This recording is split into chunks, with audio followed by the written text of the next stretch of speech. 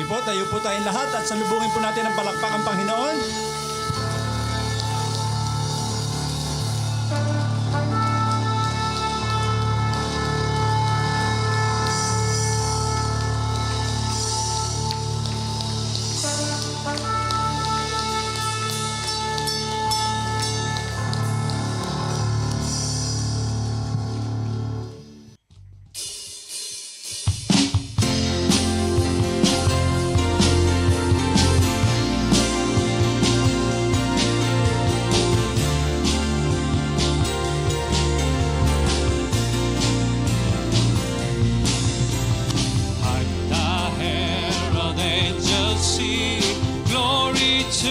The newborn King, Peace on earth and mercy mild, God and sinners reconciled.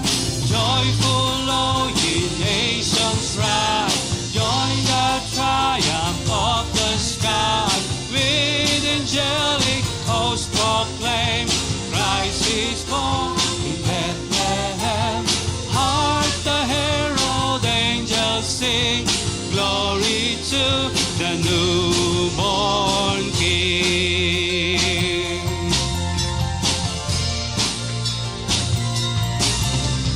Christ by highest heaven adored, Christ the everlasting Lord. Late in time, behold him come, offspring of a virgin's womb. Godhead see, hail the deity, pleases man with man to dwell. Jesus our Emmanuel.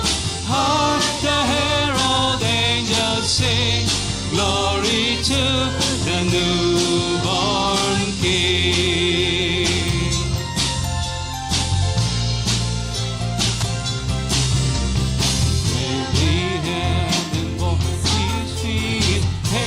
Son of righteousness, light and light to all he brings. He's been healing in his wings. Mighty lays his glory by, born that man no more may die. Born to raise the sons of earth, born to give them second birth. Hark the herald angels sing, glory to the newborn King. Hark the herald angels sing, glory to the newborn King.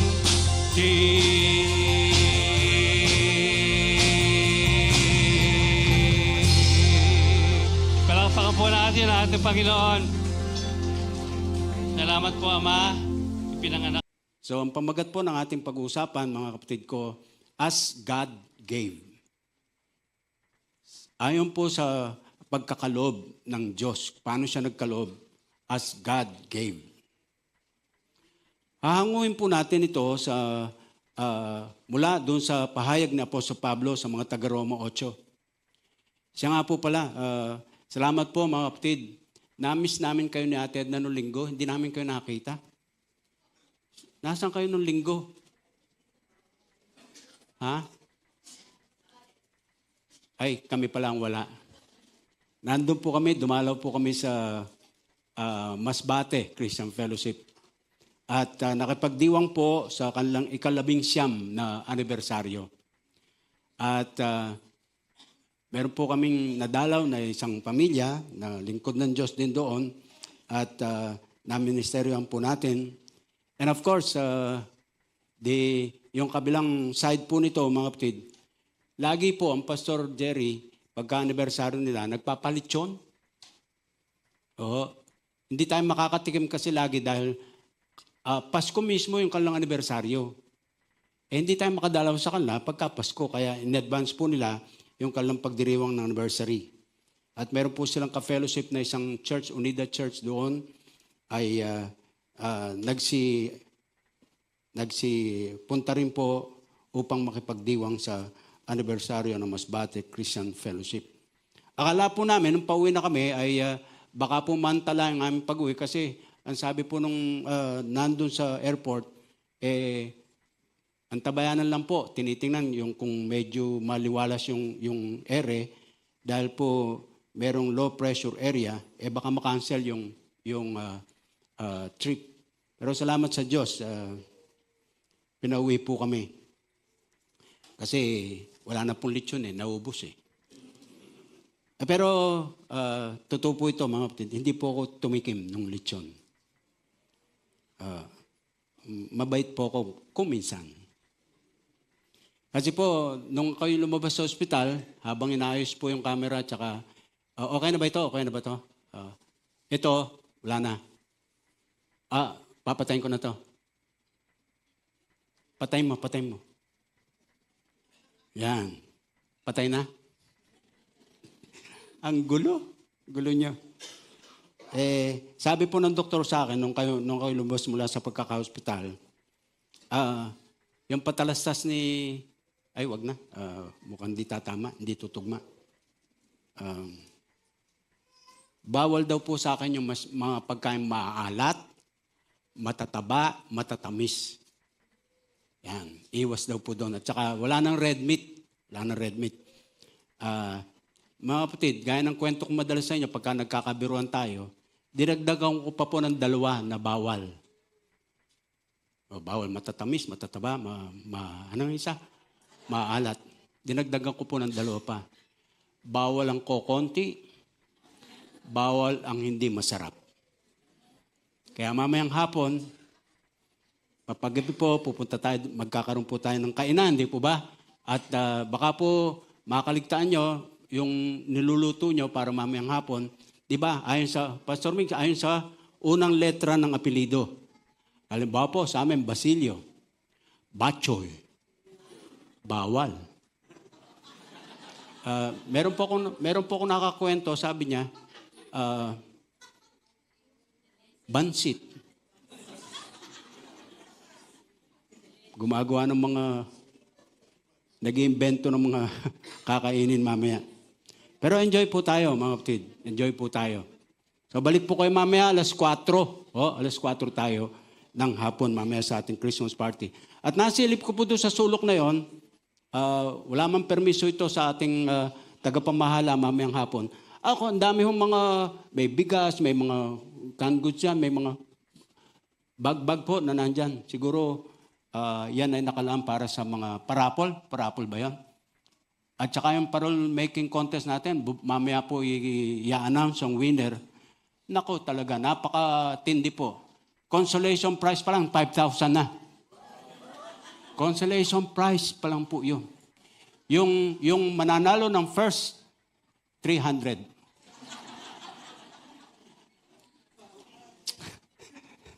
Sino mang nagpanukala nun, wala na siyang Pasko. Alright, mensahe na po tayo mga kapatid. Romans 8. Alam niyo po, sinasabi po na yung mayamang aral ng Roma 8, marapat daw pong buong ingat nating pag-aaralan para walang masasayang. Kasi for every verse, in every paragraph, in its entirety, kabuuan ng Romans 8, nagkakaisa po yung ating mga students of the Word sa pagsasabi, it contains life-changing truth. Malalim, makatotohanan ng mga pahayag sa sulat na ito ni Apostol Pablo sa mga taga-Roma. Kung sa bansa po, ito yung Magna Carta ng kanilang konstitusyon. Napakahalaga po. At ang pinakatema ng Romans 8 ay yung tungkol sa justification o yung pag-aaring ganap sa atin. Makasalanan tayo, marumi tayo sa harapan ng Panginoon, pero nung tayo po ay kumilala kay Kristo na ating Panginoong tagapagligtas, kaya nga po meron tayong Pasko, dumating ang tagapagligtas at tinanggap natin siya sa ating mga buhay, tayo po ay inaring ganap, tinuring na malinis na, matuwid na sa harapan ng Panginoon. Justification by grace through faith based on the person and work of the Lord Jesus Christ. Sinasabi po ni Pablo na ang tanging paraan para ang tao ay maging matuwid at maayos ang kaugnayan sa Diyos sa pamagitan ng pananampalataya, yung pong idea na manampalataya kay Kristo, at sa bungad nga po ng chapter na to, ang sabi ng verse 1, tingnan niyo po yung verse 1. Therefore, there is now no condemnation for those who are in Christ Jesus. Wala na raw pong kahatulan, wala na raw pong haharaping kapahamakan ang sino mang maugnay kay Kristo. Therefore, there is now no condemnation who are in Christ Jesus. Paul is saying, finally, yung sa katapusan, pinakatuktok ng kapahayagan, we will never be condemned. Ang sabi po ni John MacArthur, and I quote, the only way we can understand how wonderful it is not to be condemned is to understand what it means to be condemned. Pagka naalaman po natin mabuti, paano tayo, yung katotohanan tungkol sa kahatulan ng Diyos sa atin, kapahamakan ng tutunguhan natin, impyerno tayo sa halip na langit, mga minamahal. Pagka naintindihan mo mabuti yun at kinatatakutan mo mapunta doon, ganun daw po katindi yung sinasabing pagkaunawa sa kamangha-mangha na gawa ng Diyos, that we will not be condemned anymore. Mangilabot tayo, mga kapatid, sa lagim ng kahatulang nakaabang sa mga hindi tumatanggap sa Kanya. Kung meron po tayong sinasabi, kinokot natin, John 3:16, napakadalas, sinasabi po, for God so loved the world that He gave His only begotten Son, that whosoever believes in Him should not perish, but have everlasting life. Yung sa verse 18 po nagsasabi, yung pong hindi nananampalataya kay Jesus, condemned na. Nakaharap na. Ang sabi nga po ng mensahe kahapon kagabi, doon sa ating simbang gabi, papunta na tayo ngayon sa kasalukuyang kalagayan natin, papunta na tayo sa impyerno. Hindi po yung pagka hindi natin tinanggap, parang sinasabi po na baliwala yung kaligtasan binibigay sa atin. Pero ang sabi po ng Panginoon sa atin, papunta ka na sa impyerno. Lumapit ka sa akin, liligtas kita. At ang tanong po na sinagot nating mabuti kagabi at salamat sa mga nagsisagot sa katanungan, nagpaligtas ka na ba? Yung po ang tanong sa naharapin natin sa kapanahon ng ito. So yung po ang sinabi ni John MacArthur. Ulit ko po, mangilabot tayo mga kapatid sa lagim ng kahatulang nakaabang sa mga di tumanggap sa Kanya. At wika po naman ni Jonathan Edwards bilang pambalanse. Ang sabi po naman ni Jonathan Edwards, the wrath of God upon the wicked is as intense as His love is to the saints. Mahal ng Diyos ang lahat, tama po. Pero meron pong pagharap sa ating pagpapasya at marami na sa atin ang gumawa ng pagpapasyang yon na kinilala natin ang tanging tagapagligtas, ang Panginoong Hesus. At tayo po'y nabilang doon sa mga sahanay ng mga binanal at yung pang ating tema sa buong taong ito.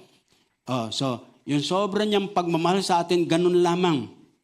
Niligtas tayo para gawing banal sa Kanyang harapan. Ngayon, ang sabi ni Jonathan Edwards, yung kapuotan ng Diyos sa mga masasama, kasing tindi ng Kanyang pagmamahal naman sa Kanyang binanal na. Napakaganda pong kapahayagan.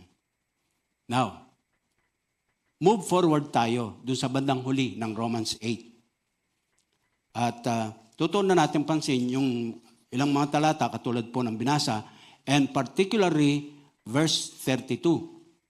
Hahalaw po tayo dito ng mga observation and then application doon sa ipapahayag sa atin, especially on giving as God gave. Kung tutusin daw po, ang sabi ng mga scholars natin, yung verses 1 to 30 ng Romans 8, sapat na paghahayag ni Pablo sa kasiguruhang meron tayo kay Lord Jesus ukol sa ating kaligtasan. Sapat na raw po yung verses 1 to 30. Pero dinugtungan pa po niya mula sa 31 hanggang 39. Mga kapatid, yung pong pinaka-climax ay yung sinabi niya sa verses 28 to 30. Basahin po natin yung verse 28. At karaniwan na po nating narinig ng mga aralin, ng mensahe at batay po dito sa verse na ito. Pero mga kapatid, dagdag pa pong kaalaman, kung papahintulot, yung pong ating makikita rito. Ang sabi po ng verse 28, "And we know that in all things God works for the good of those who love Him, who have been called according to His purpose."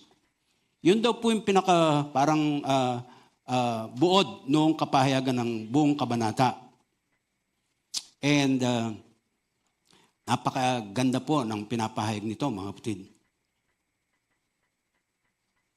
Ulitin natin, sabi 1 to 30 verses, sapat na para pagpapahayag ni Pablo sa kasiguruhang meron tayo sa Panginoong Hesus sa ating kaligtasan.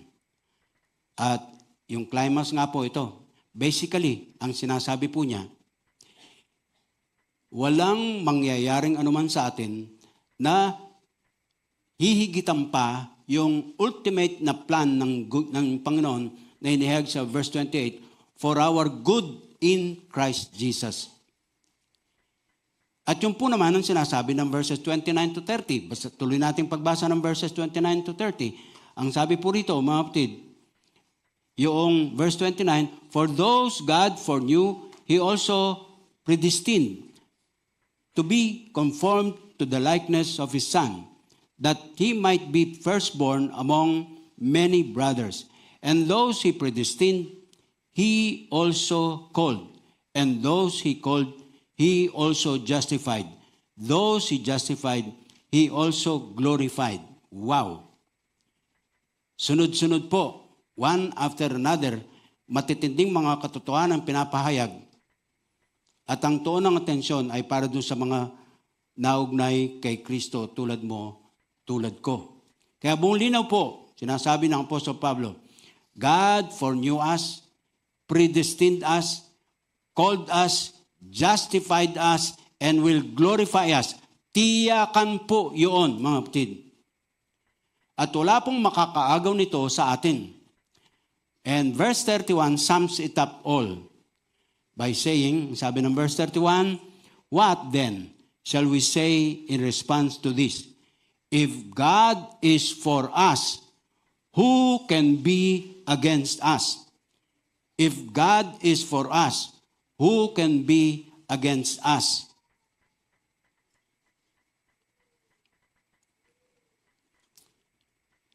If God be for us, who can be against us?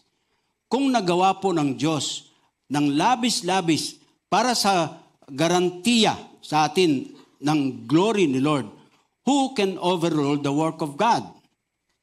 Kaya, mapapasigaw po tayo ng hallelujah, glory to God sa kanya pong matinding ginawa. Kaya po, may sinabi siya through Apostle Paul sa huling bahagi ng chapter na ito ng Romans 8. Bilang pinaka-final element ng kanyang presentation at pag-anticipate na rin po ng mga tutuligsa sa kanyang posisyon. At marami po yun, mga teachers of the law and all na mga pilosopo sa kanilang kapanahunan. So tingnan po natin ang verse 31. "What shall we say then to these things?"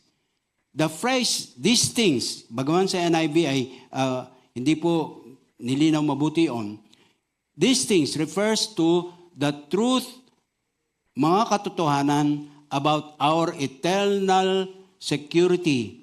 Sinasabi po ni Apostle Paul na mariin, we are eternally secure once we are redeemed. Kung tayo po ay tinubos na sa ating mga kasalanan at yung po ay nagkaroon nung tayo sumampalataya sa ating Panginoon Kristo bilang ating Panginoon tagapagligtas, mga kapatid, sinasabi po ng ating talatang pinag-aaralan, tiyakan na po ang ating posisyon sa ating kaligtasan. Opo, merong mga kasalanang magagawa tayo na makapag-aalis ng pagkakaligtas natin. Kasi yun po ang paniwala ng iba. Sasabihin nila, hindi na eternally secured tayo. Hindi tayo nakatitiyak. Pwedeng mawala pa rin ang ating kaligtasan. Yan. May mga kasalanan na magagawa tayo na makapag-aalis ng pagkakaligtas natin. Pwede tayong, kumbaga po, iwanan ni Lord pagka nagsawa na siya sa atin. Sa bilang pasaway, si Satan can cause us to lose our salvation. Or, na-upset natin minsan-minsan si Lord. Ang mga demonyo, yung mga tukso, pwede pong yan ay parang magpalabo sa ating kamalayan tungkol sa tiyakang kaligtasan tinanggap natin. Or, possibly, meron pong nangyayari, you could choose even to walk away from God.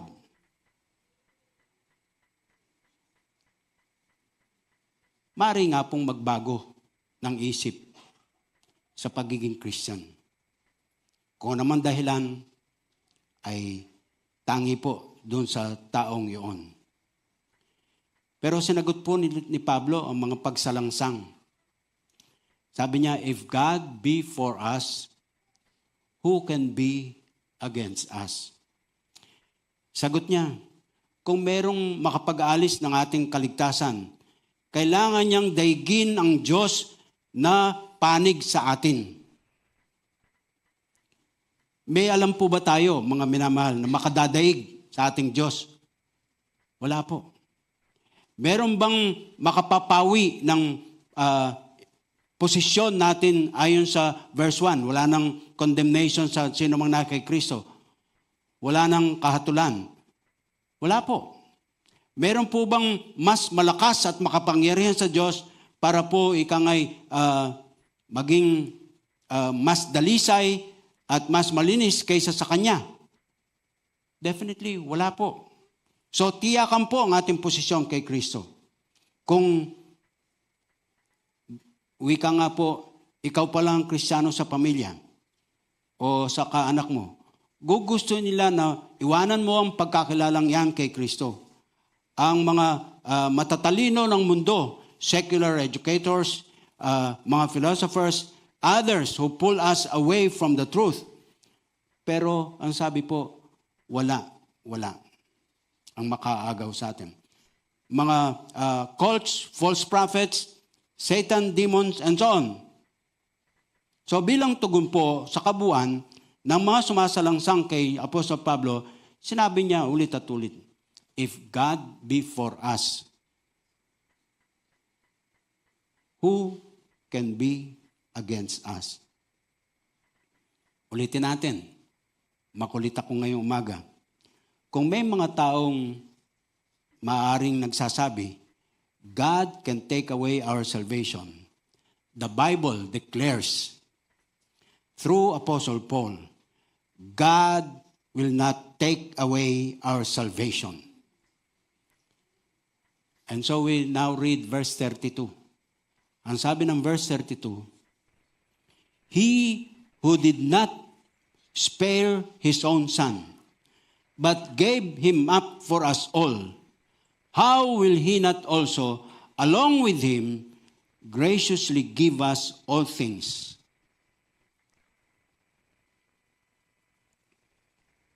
At mula sa talatang ito, mga minamahal, hahango tayo ng ilang mga katotohanan, 5 sa aking lista, na pwede po natin gawing modelo o halimbawa sa pagkakaloob as God gave.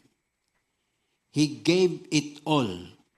What He has. Na pinakamayaman, sukdulan na po na pwede niyang ibigay.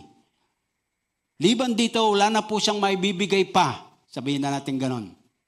Bugtong niyang anak. Ibinigay niya para sa iyong kaligtasan. Ganon po, no? As God gave.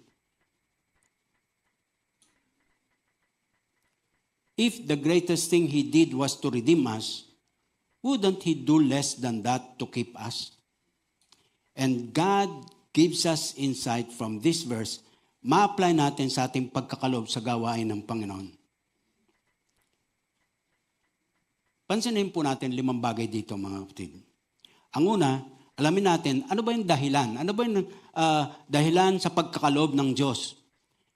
Ang sabi po ng John 3:16, For God so loved the world that He gave. God so loved, He gave. Wow.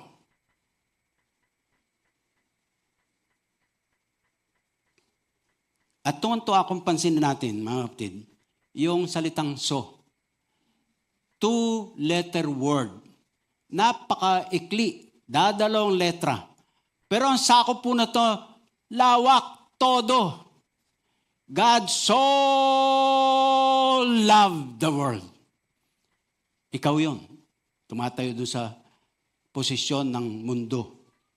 Bawat isang sisilang sa sanglibutan ng makasalanan, sakop po, saklaw po ng kanyang, sabi dito sa Tagalog yung gayon na lamang ang pag-ibig ng Diyos. God so loved the world that He gave His only begotten Son. Kaya po binigay ng Diyos Ama ang kanyang bugtong na anak dahil mahal niya tayo. Sa kabila ng di naman tayo kaibig-ibig. Tanggap po ba natin yon? Aminado po ba tayo? Hindi tayo kaibig-ibig, pero inibig tayo ng Diyos. Pwede pong merong ilan sa ating kapaligiran na aayaw sa atin. Tingin nila talagang hindi tayo kaibig-ibig. At kung ano mga sukatan nila sa pagsasabi noon, nandyan po, ang daming pwedeng idahilan, katwiran, hindi ka kaibig-ibig. But in the sight of God, bugtong niyang anak binigay sa iyo para sabihin, mahal kita.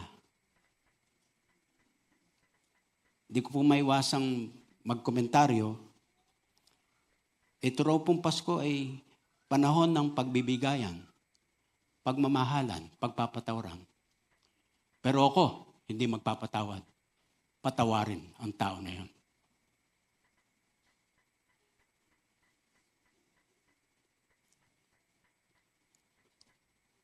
If God loved us enough to do that, won't He do lesser thing to keep us? He will be willing to forgive our sins. Ganyan po ang ating Diyos Ama. Naibigay niya ang pinakamabuti para sa ating kaligtasan. Hindi po niya ipag-iimbot ang anumang mabuti para sa atin. To do so, pag ginawa po ng Diyos na nakuha niya bigay ang kanyang pinakabugtong na anak, tapos ay hindi niya kayang bigay yung mas maliit dito na ating kailangan para sa pagkakaligtas natin. To do so, sabi po, is to defy the character of His love and undo the work that Christ the Lord did.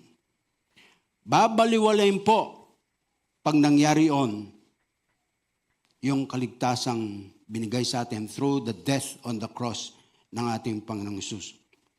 At sa ating pagkakaloob, ang maghihikayat sa atin ay love natin sa Kanya. The question now is no longer, mahal ba tayo ng Diyos? Kundi ang tanong po ngayon ay, mahal ba natin ang Diyos? At kapag positibo, affirmative po yung sagot natin dyan, opo, mahal ko si Lord dahil una niya akong minahal. Binigay niya ang kanyang bugtong na anak para sa aking kaligtasan. Ganon niya ako kamahal. So sa aking pagkakaloob, sa gawain ng Panginoon, motivated by love. Mahal ko ang Diyos na unang nagmahal sa akin. At kung paano po pinatunayan niya, for God so loved the world that He gave, so as God gave, we give. Gaano at paano the Holy Spirit of God will dictate that on your minds and on your hearts.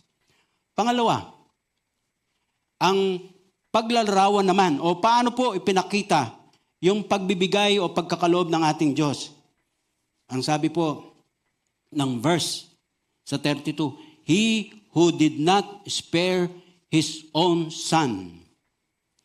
Alam nyo, parang automatic, babalik tayo dun sa Genesis 22 account kay Abraham.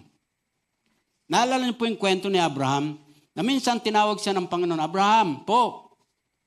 Sabi niya, isama mo ang iyong anak, si Isaac, kaisa-isa mong anak, at sabi ng mga commentaries, may emphasis po yung bahaging yon.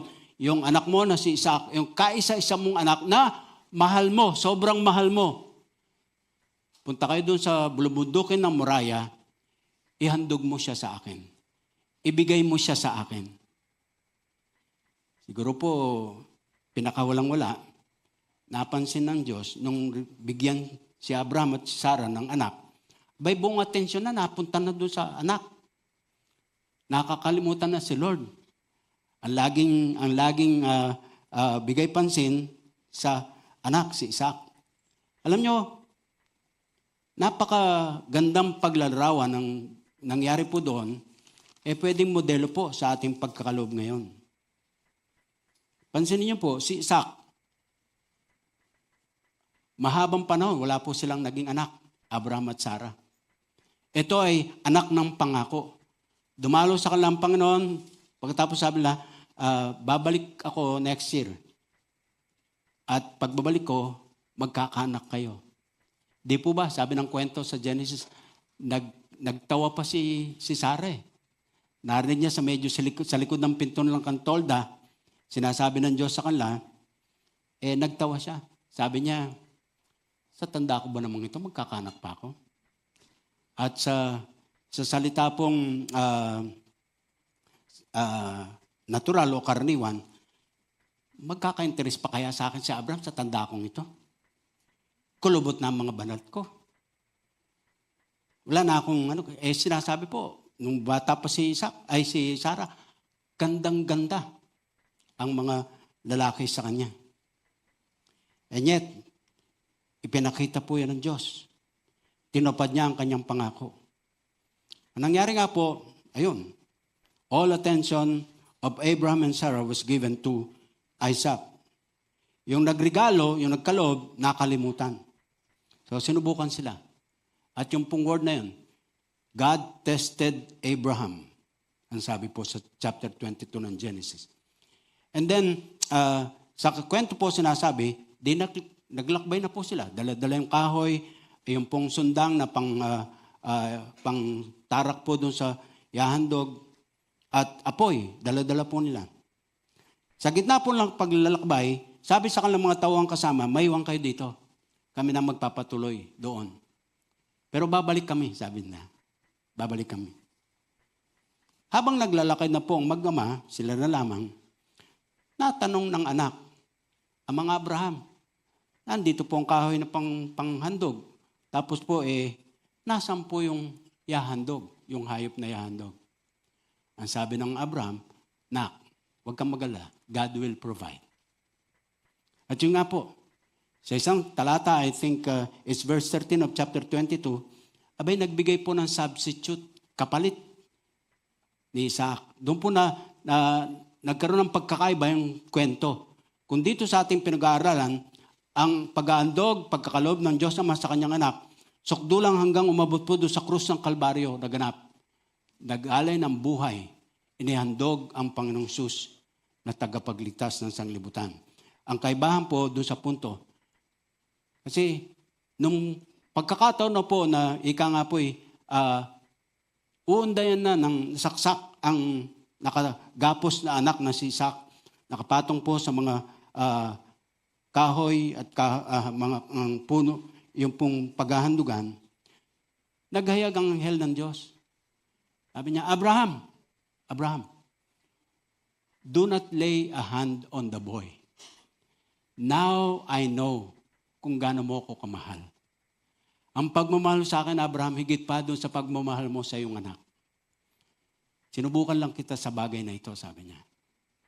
And so, doon, meron pong nagsalabit doon sa medyo maliit pong halaman dyan, abay isang tupa. At siya pong pinalit na ihandog kay Isaac. Yung pong paglalarawan, yung pong representation, itong pagkakaloob ng Diyos. So that, mga kapatid, sa ating pong pagkakaloob, nasubukan na ba natin magkaloob ng wala nang naiwan sa atin? Halimbawa,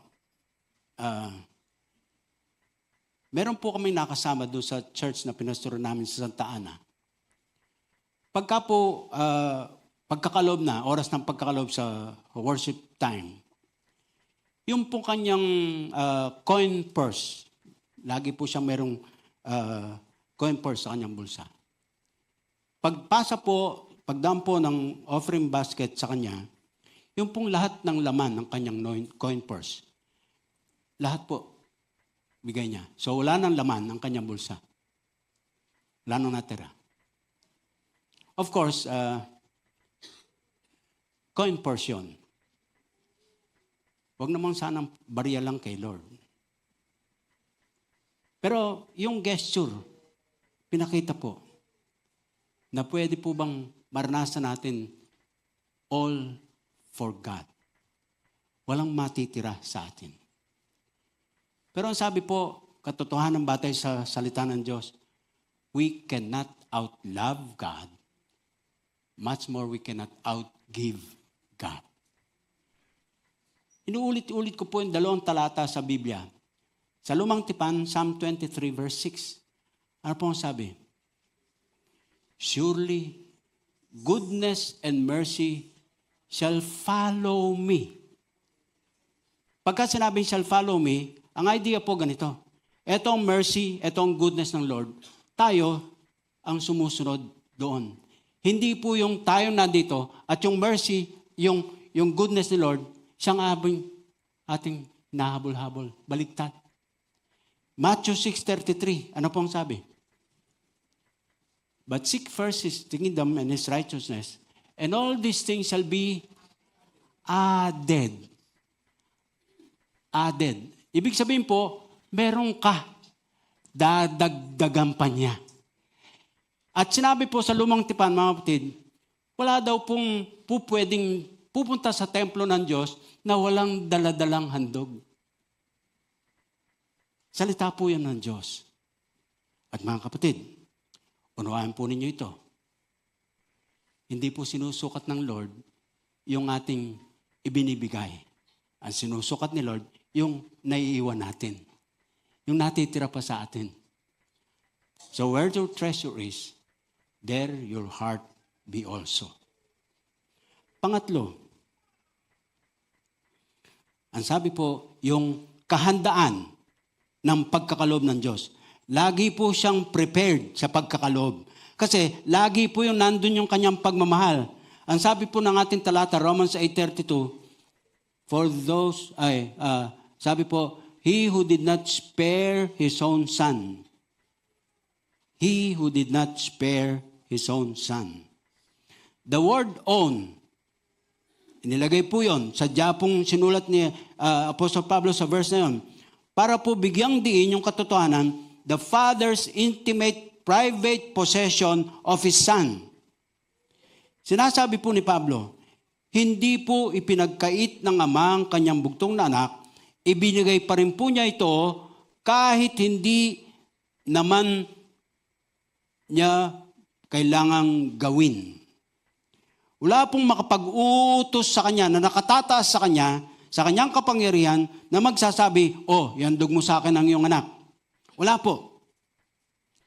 Pero kusang loob po, buong puso, layang-laya sa pag-imbot, ibinigay ng Ama ang kanyang anak. It was His free choice based on His overwhelming love. Mababasa po natin sa 2 Corinthians 5:21, God made Him who had no sin to be sin for us. Colossians 3:13 says, Christ redeemed us from the curse of the law by becoming a curse for us. And in Galatians 1:4, we read that Christ gave Himself for our sins. Ganun po katindi. So pinapahayag po ng lahat ng yan, handa at anytime ang ating Ama sa pagkakalob sa ating pagbigay ng suporta sa gawain ng church. Tinatawagan po tayo ng pansin na let us manage properly our finances. Sa tamang paraan.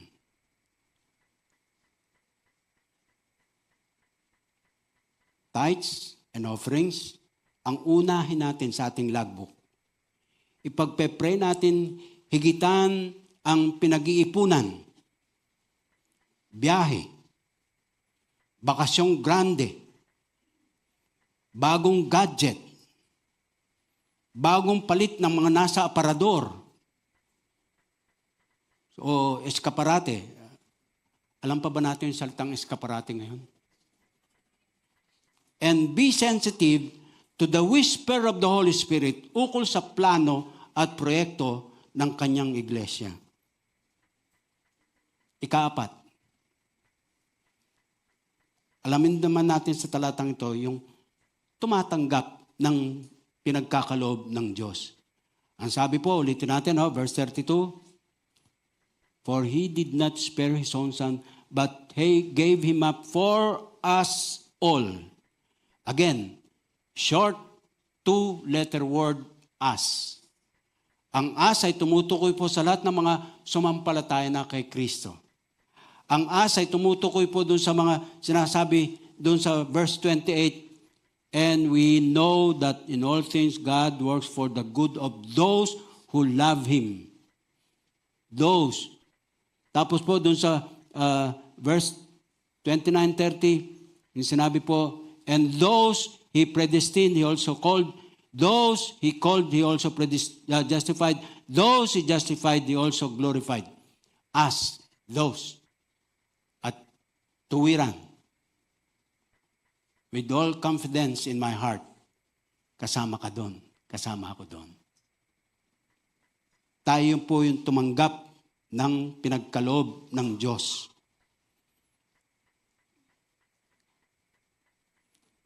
At yung kayamanan ng katotohanan ito, sabi niya, Christ died in our place.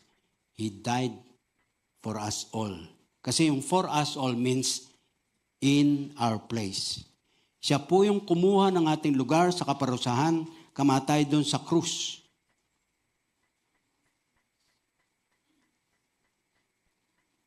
At alam niyo po, ito'y tagdag na insight. Tanging ikaw, ako na ika nga po'y merong kaugnayan at karanasan kay Kristo, ang makapagpapatunay, hindi po pinagkukulang ng Diyos ang kanyang mga anak. Sabi ko nga po, hindi tayo kailanman bibitinin ni Lord sa mga blessings.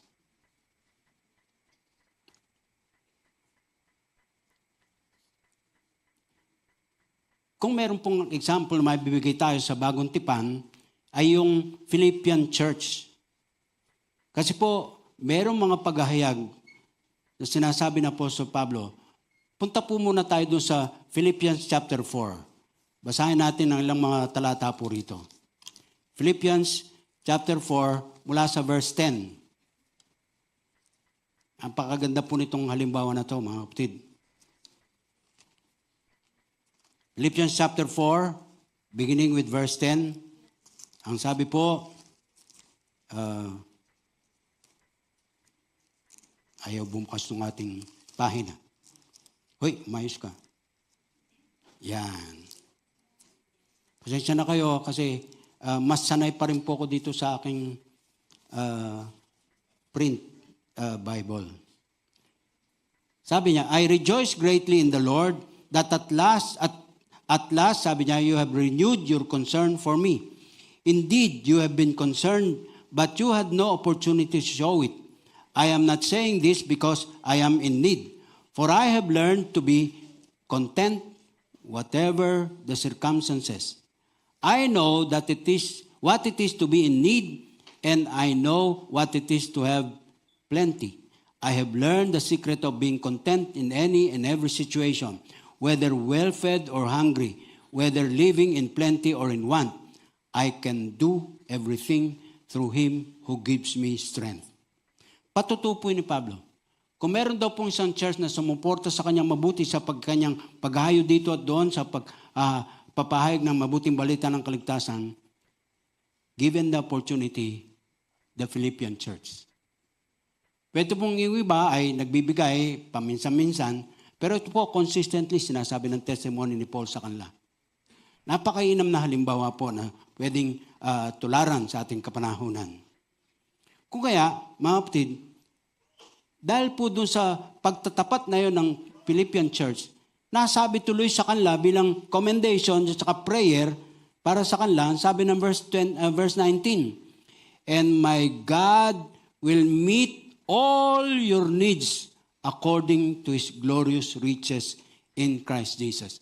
Paul was saying to the Philippian church, tuloy po kayo sa pagkakalob sa gawain ng Panginoon at ako pong makapapatunay noon sa inyong ginagawa consistently at pwede nyo pong inuuna ang tungkol sa gawain ng Panginoon. Pero ito po ang aking prayer at saka hamon sa inyo, sabi niya. "My God will meet all your needs according to His glorious riches in Christ Jesus." Kalima, yung saklaw, yung sakop ng walang lubag na pagkakaloob ng ating Diyos. At dalawang aspeto po makita natin dito. Ang una, it includes all spiritual blessings. Lahat po ng mga spiritual na pagpapala, sakop po niyan. Yung kanyang pagkakaloob. Sabi po ng talatang binabasa natin, Romans 8:32. Sabi niya, "He who did not spare His own Son, but gave Him up for us all, how will He not also, along with Him, graciously give us all things?" Pansinin po natin phrase bandang huli. How will He not with Him also freely give us all things? All things. All spiritual blessings. Compare that to Ephesians 1:3. Ang Kristiyano po, meron ng lahat ng pwedeng tanggapin mula sa Diyos, pati na eternal glory na nakalaan sa Kanya. Ulit po, kung nagawa niyang ibigay mismong bugtong niyang anak, hindi ba niya ibibigay ang lahat-lahat para sa atin? This also includes, pangalawa, absolute forgiveness.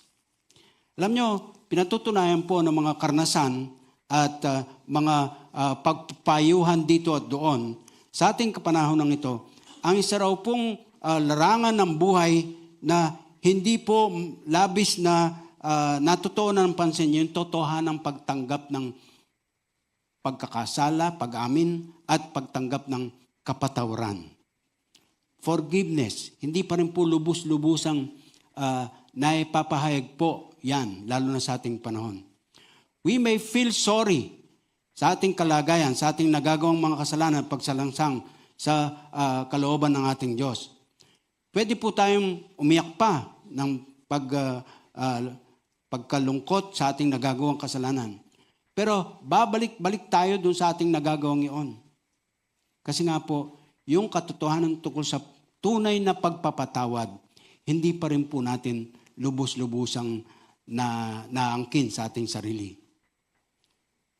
Alam niyo po, dito magsasabi po, kasama na pati doon sa absolute forgiveness, yung kanyang pagkakaloob. Sa Greek language po ng Bagong Tipan, yun daw pong sinabi niya ritong freely gave. Malimit, nangangahulugan po freely forgive. Buong laya, patatawarin, makalalaya na sa pagkakulong, pagkakatanikala, pagkaalipin sa kasalanan. Tinutukoy po nito ang mga, sabi po, yung pwede pong magpahayag ng kasaganaan ng pagpapatawad. Dahil po, unang sa lahat, naranasan na po natin tanggapin ang kapatawaran ng Diyos sa atin. And so, sa pagkakaloob, ang idea po nito, mga kapatid, kung magbibigay din lang naman tayo sa ating Diyos, mula po sa dalisay na puso. Walang bahid dungis ng anumang kasalanan. Katulad ng paghahandog sa Diyos sa lumang tipan, yung walang, yung puting-puti, ika nga po sa hayop, yung walang kapintasan, yung walang galos man lang sa anong parte ng kanyang katawan, walang tagpi, kundi talagang purong-puro. Yun po ang inihahandog sa Panginoon. At yun po ang tinatanggap niya. Dahil doon, as God gave, let us give. Let us be liberal in giving to God's word. As it said here, all things. Huwag pong isipin, kawalan. Sakripisyo ang pinagkakalob. Tandaan po natin, if God gave up His own Son for us, He will do lesser things to care for us. God bless you. Merry Christmas to all.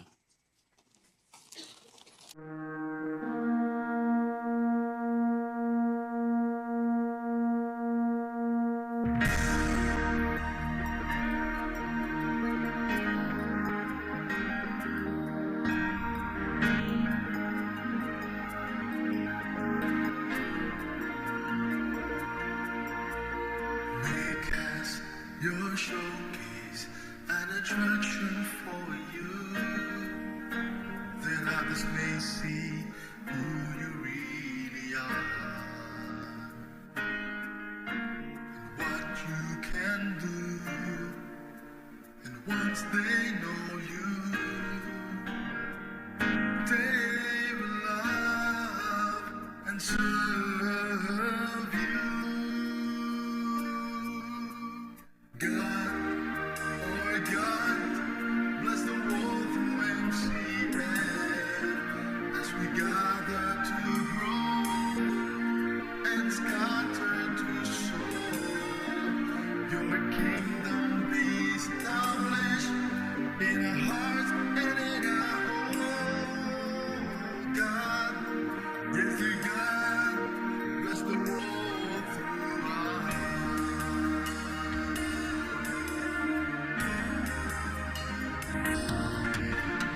Let our hearts be your service arm.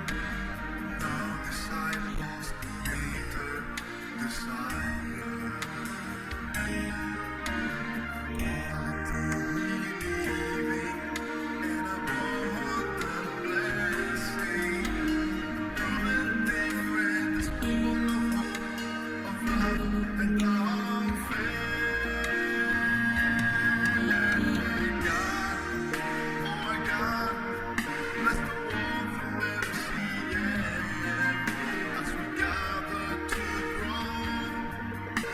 Start to